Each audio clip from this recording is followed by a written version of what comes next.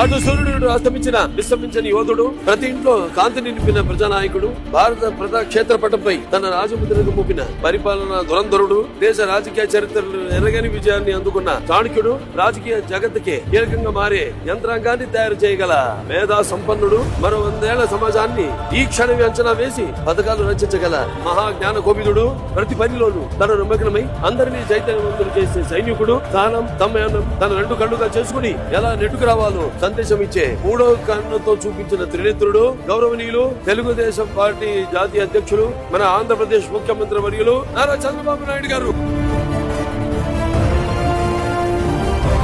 చంద్రబాబు నాయుడు అనే నేను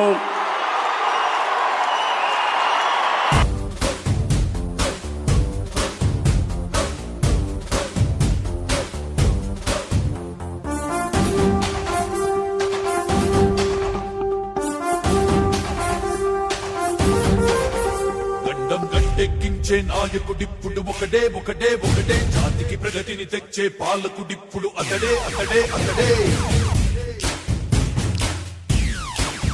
గడ్డం గట్టెక్కించే నాయకుడిప్పుడు ఒకడే ఒకడే ఒకడే, జాతికి ప్రగతిని తెచ్చే పాలకుడిప్పుడు అతడే అతడే అతడే. సూర్యునిలాగా చీకటి చిల్చి చంద్రునిలాగా వెన్నెల నుంచి అందరికీ అభివృద్ధిని తెస్తాడే చంద్రబాబు నాయుడే. ఒకే ఒక్క నాయకుడే, గడ్డం గట్టెక్కించే నాయకుడిప్పుడు ఒకడే ఒకడే ఒకడే, జాతికి ప్రగతిని తెచ్చే పాలకుడిప్పుడు అతడే అతడే అతడే.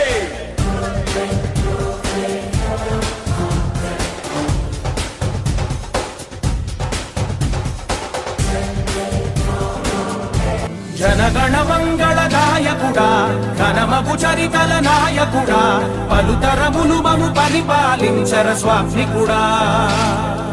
నవయుగ మేధో సైనికుడా, సమయము తెలియని సేవకుడా, యువ నవ్యాంధ్రకు ప్రగతిని చూపర సాధకుడా, వైతాళికుడా.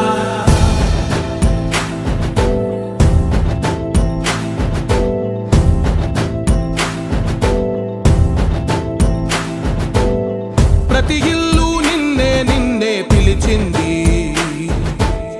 ప్రతి గడప నీకే స్వాగతం అంటోంది, ప్రతి మనసు నువ్వే గెలవాలంటోంది. పెద్ద కొడుకు నీవై తోడున్నావో చాలు, జరుగుతుంది మాకు మేలు మేలు. ఇంటి పెద్ద నీవై నిలిచి ఉంటే చాలు, విరిసి పోవర